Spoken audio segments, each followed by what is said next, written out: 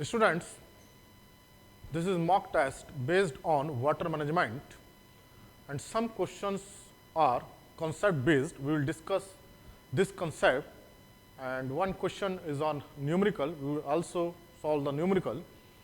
So, this test is very important. So, first question is water potential in soil is always. So, here question is asked about water potential and particularly when water is present in soil, then what is water potential? So, concept is that the pure water potential is 0. So, this is the reference point 0. We use 0 for pure water. When we add salt into the water, some salts are added, then water potential become negative, means less than 0. So, in case of soil, salts are present, many salts are there. So, salts are dissolved in soil water. So, that is why water potential is less than 0. If it is less than 0, it means it is negative. So, water potential is never positive. Water potential is not 1, positive 1. Okay? So, water potential in soil is negative. Another question is water held by surface tension is called. So, this is force, surface tension and options are gravitational water, free water. Gravitational water is that water which responds towards the gravitational force. It is free water and not retained into the soil and reach to the ground table. So, it is not to remain in root zone, percolate deeper into the soil. Then hygroscopic water is tightly bound by soil particles. So, there is more attraction force or more pressure between the soil particle and water and it is tightly bound by the soil particle. So, it is not surface tension force between the soil particle and water molecule in case of hygroscopic water, it is tightly bound. And capillary water, in capillary when capillary are there, water is present and this water is through capillary pores. This is the meniscus and water rise in response to capillary force or we can say surface tension. So, surface tension force is capillary rise. So, correct answer is capillary water. If surface tension is high, there will be more capillary rise.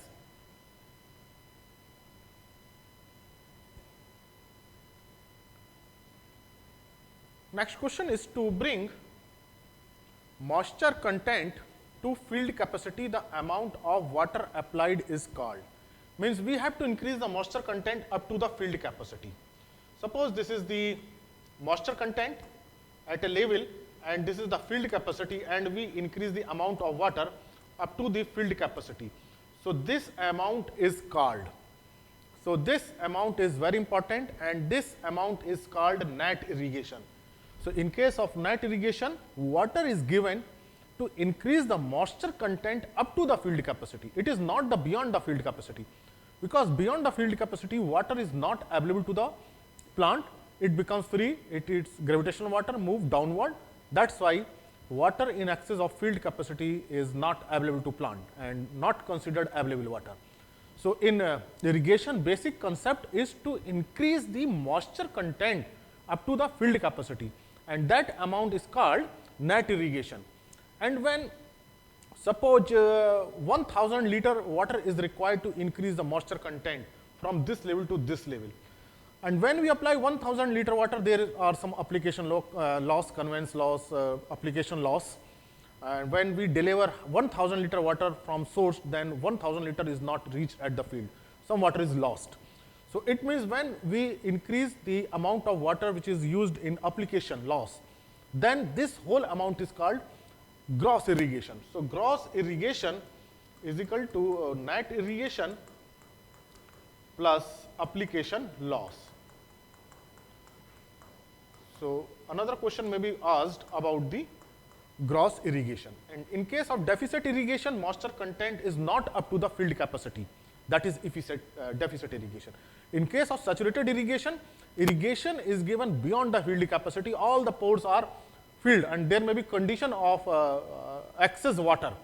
So, deficit irrigation is below the field capacity, Saturated irrigation is above the field capacity, up to the field capacity is net irrigation.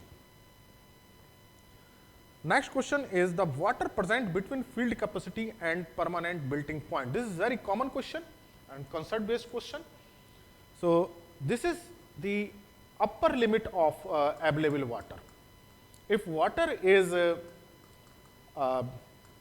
beyond the field capacity as we discussed in this question, then this water move downward in response to gravitational force, that is gravitational water or free water. And permanent built-in point is the lower limit, and beyond this limit water is so tightly held by the soil particle that plant roots are not able to extract or absorb the water. So, here water potential is very high. Water is tightly held by clay particle below the permanent built-in point. So, this is the lower limit. So, water beyond in excess of field capacity is not available, and below the field permanent built-in point is not available. So, water in between these two limits is known as available water. So, this is available water. So, correct answer is available water. And if we talk about the potential, so field capacity is about minus 1/3 bar, and in permanent built-in point it is minus 15 bar, minus 15 bar. So, here minus is used, so it is negative water potential.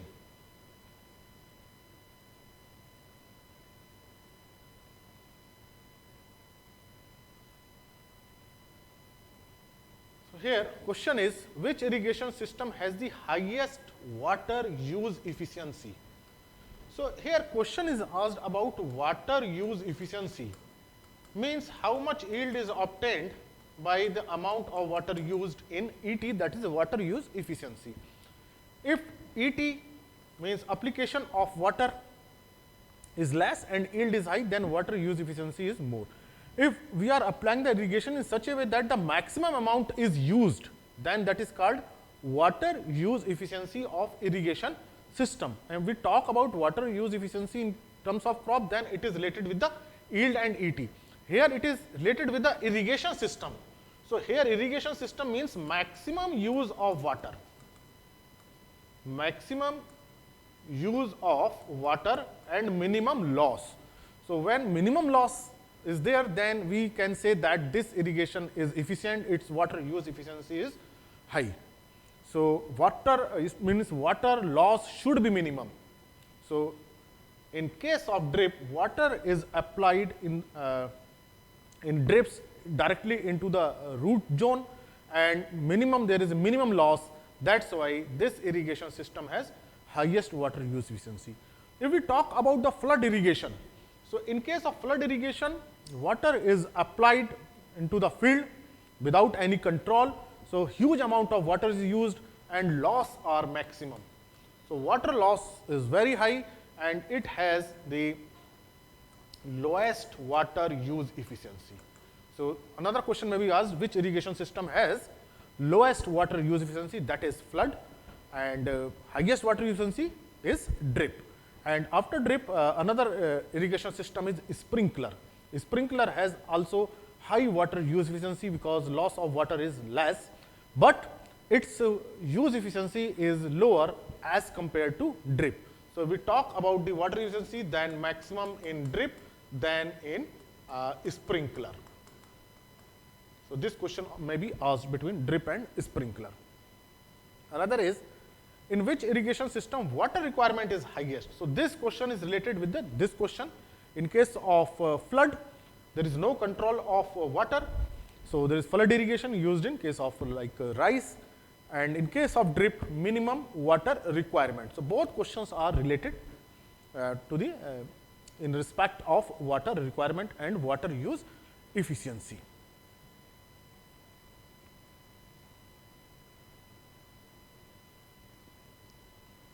Here the concept of capillary potential was introduced by. So, this is very important because capillary water is very important.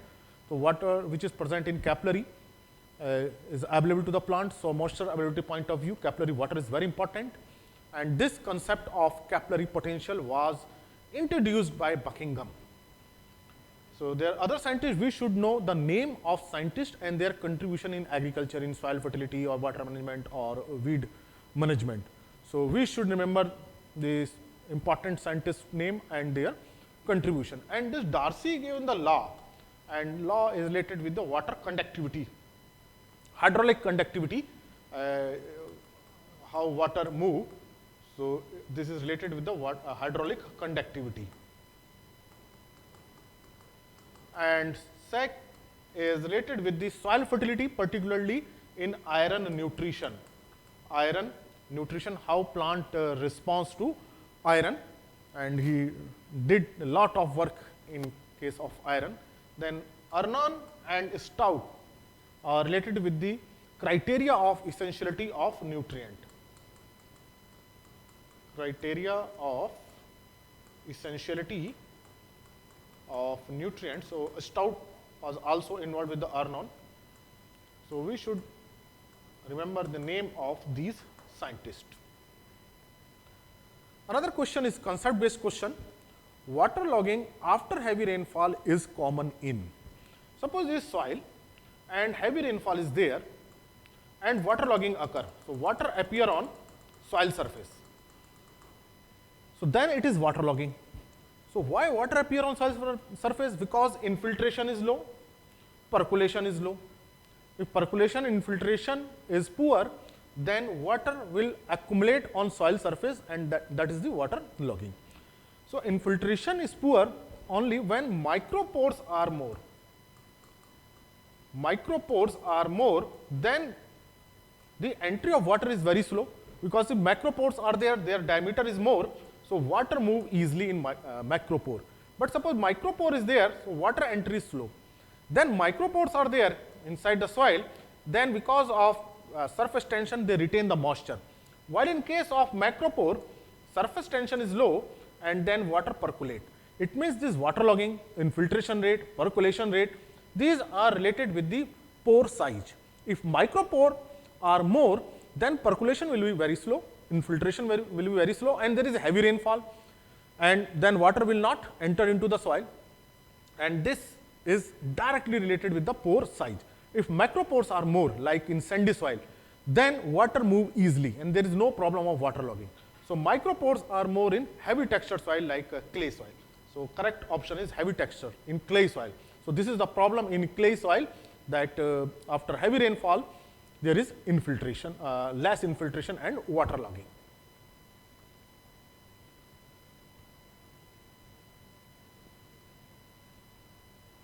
Water transpired by plant that comes from rain is known as blue water, green water, gray, or virtual water.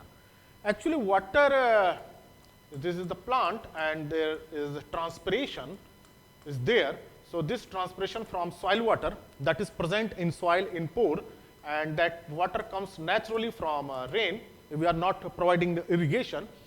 Then otherwise, through irrigation is present. So natural water is present in pore, and then this is transpired by plant, and this water is known as green water.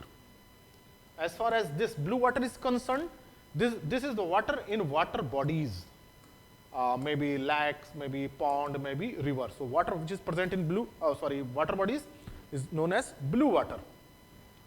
Then gray water is contaminated water or polluted water. By contamination by many things, by chemicals, polluted water, pollution, then it is known as gray water.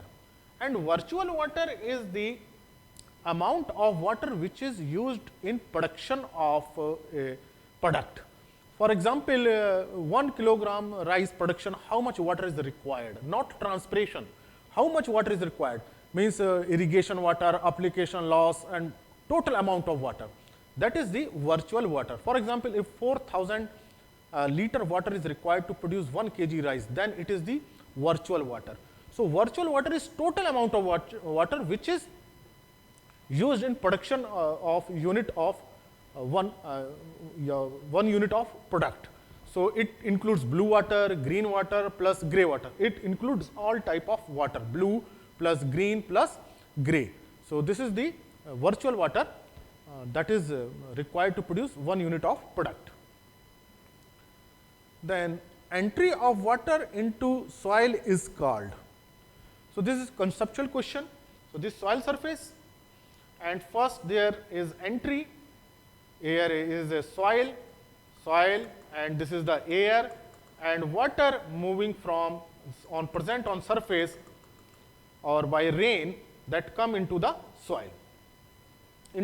So, here phase is changed from air to solid or from atmosphere to soil. The question may be asked in this way, from phase change, water moving from air atmosphere to soil or from air into pores. Then this process is known as infiltration. Infiltration is entry of water. Then further movement is known as percolation. It is the downward movement of water. And leaching, when this percolating water, nutrients are dissolved, ions are there, nutrients are there, then it is termed as leaching. So, leaching is very specific with the loss of nutrient with the percolating water. If we talk about percolation, this is the downward movement of water. We talk about leaching, it is the downward movement of water, nutrient along with the water. So, leaching is related with the nutrient loss. So, this is the downward movement or we can say vertical movement, and seepage is horizontal movement. So, when water move horizontally, then it is known seepage. So, there are difference in this term.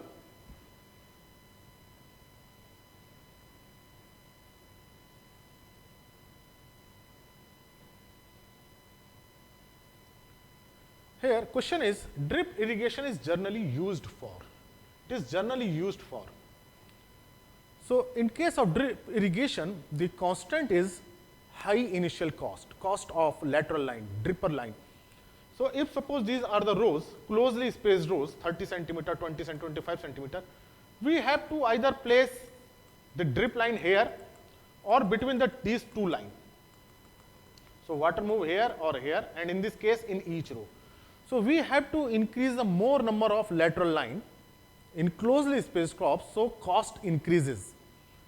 That is why it is not suitable for closely spaced crop. If spacing is wide, like 60 centimeters, 90 centimeter, then dripper line can be laid along this crop line, and the number of lines will be less and cost will be less. So, that is why it is generally used for widely spaced crop. It is not like that drip irrigation cannot be used in closely spaced crop. Can be used by changing the planting geometry, paired row system, or by laying dripper line in between two rows, but generally used for widely used crop. It has no relationship with the duration of the crop. Drip line or drip irrigation is specific with the planting geometry. The next question is crop which has highest water use efficiency. So, here water use efficiency is related with the, in earlier question we discussed the water use efficiency with the irrigation system. So, how much water is used? Here water use efficiency is yield upon ET. So, it is related with the ET loss and yield gain. So, if crop which have minimum ET and high yield, that will show definitely high water use efficiency. So, rain-fed crop or which are drought resistant crop show more water use efficiency because they consume less amount of water, their transpiration is less, water requirement is less. So, in this 4 option, finger millet is relatively drought tolerant crop. So, that is why it has highest water use efficiency. If any crop consume more water, a lot of water, then water use efficiency will be less because more amount of water is transpired, and in response comparatively less yield is obtained. For example, rice. Rice has lowest water use efficiency.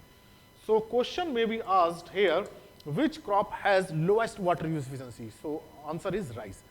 So, other crop like drought tolerant such as sorghum, pearl millet, millets, small millets, these show high water use efficiency because they are drought tolerant and they require less amount of water.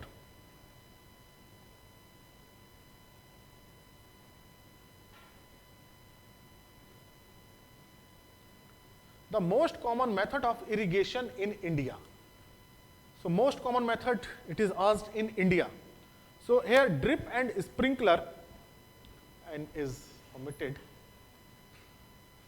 In case of drip and sprinkler, initial cost is high, so that's why these are not common. And furrow irrigation is used on those crops which are grown on ridge. So not all crops are grown on ridge. So most common method is check basin. In case of check basin, field is divided into smaller plots and then water is given plot to plot. So this is the check basin method generally used in many crops, and particularly in India, this method is very common. Another question is the percent water lost through transpiration in plant is about. So transpiration loss is about 90%. So crops absorb the water and this water is transpired. More than 90%, even 95%, even 99% in some crops. Water is lost as a transpiration. So water is absorbed, translocated to roots, and then it is transpired. And this is the transpiration stream. And this transpiration stream is very important to maintain the temperature of water. So plants keep themselves cool by the process of transpiration. And this transpiration stream is also responsible for absorption of nutrients. So nutrients are absorbed along with the water. Water is absorbed by a root. Nutrients are also dissolved in water and absorbed along with water, then transported to shoot and then leaves. So here a nutrient absorption stream is also maintained through transpiration stream. If transpiration is checked, suppose transpiration is checked, then there is no further movement of water and there will be no absorption. So this transpiration is important to maintain SPAC, soil, plant, atmospheric continuum. So through this continuum, water cycle is maintained, nutrients are absorbed, and plant body temperature is maintained. So transpiration, no doubt there is a loss of water, but important. So that's why it is known as necessary evil. It is necessary, it is evil in sense that water is lost, but it is necessary process. If this process is checked, then plant growth is checked because of no further absorption of nutrients.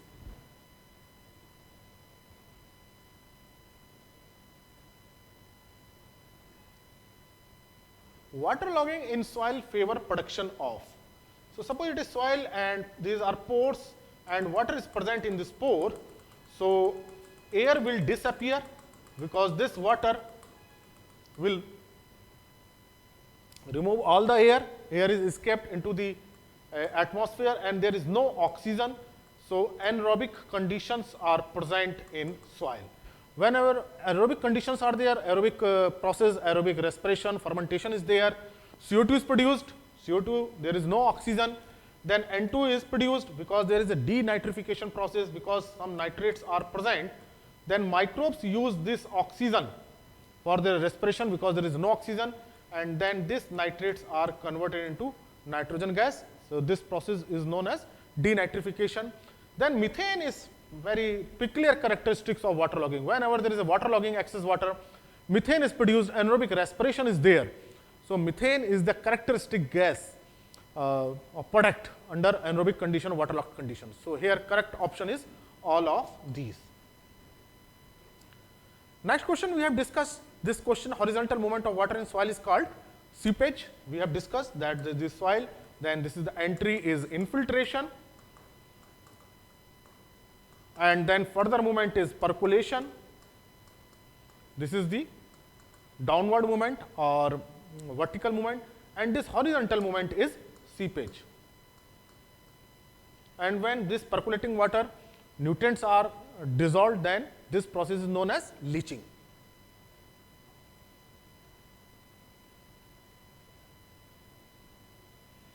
The amount of water in 1 hectare millimeter volume is. So this is numerical. Suppose this is 1 hectare area and water depth is 1 millimeter. So how much volume of water is present? So for calculation, we have to convert these unit into one single unit because for the calculation, all the units should be same. So this is the area, this is the depth. So 1 hectare area, 10,000 square meter. And this is the depth of water, 1 millimeter. So we have to convert millimeter into meter, that is 1000 meter. Then multiply to calculate its volume. Volume, this is the area, square meter. This is the depth in meter. So this is 10 cubic meter. So this is the volume, 10 cubic meter. But answer is asked in liter. So we should know how much water is present in 1 cubic meter. Suppose this is 1 meter length, 1 meter width. This is 1 meter, and 1 meter is height, and this is a tank or a structure. So volume is 1 cubic meter. So if we fill with the water, so how much water is required to fill this 1 cubic meter cube? So 1000 liter water is required. So it means 1 cubic meter is equal to 1000 liter. So here it is 10 cubic meter. So 10 cubic meter is converted into liter by multiplying it with 1000, that is 10,000 liter. So correct option is this one.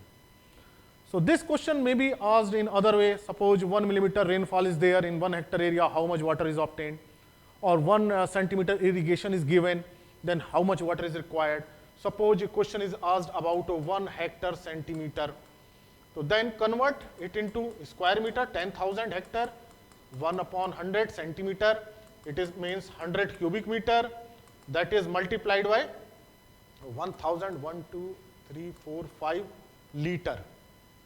So 1 lakh liter is required 1 hectare centimeter. Suppose 5 centimeter irrigation is given. This question may be asked in such way.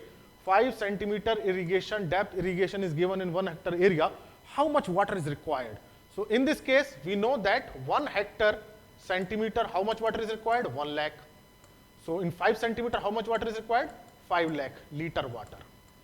So in this way, we can calculate the amount of water. We should be clear about the concept of the calculation. Calculation concept, convert this into square meter, this into meter, then in cubic meter, and then convert 1 cubic meter is equal to 1000 liters. So this is the basic calculation.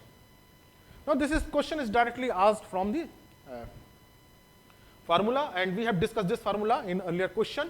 And water use efficiency is yield upon ET. So this question may be asked in such a way that water use efficiency is directly related with the yield, and water use efficiency is inversely related with the ET, because water use efficiency is yield upon ET. So it is directly linked, it is inversely linked. So this question may be asked in such a way that water use efficiency is related with the yield directly, inversely, no relationship, or related with squarely, in different options. So correct option is water use efficiency is related with the yield directly, and water use efficiency is related with the ET as inversely. Here this is denominator. Denominator is always inversely related, and this is numerator. Numerators are always directly related.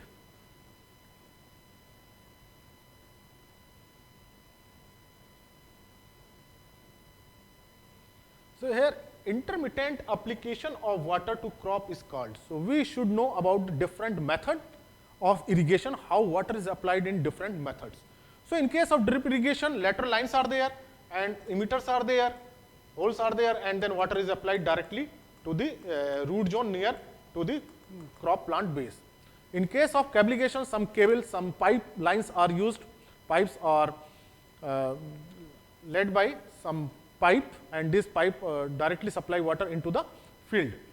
In case of surge irrigation, water is applied for a period of time, for example 15 minutes, 20 minutes, 30 minutes, then water supply is cut off. So a gentle slope is given first, and then water is supplied here. So water come up to this point, then water supply is checked, water system is off.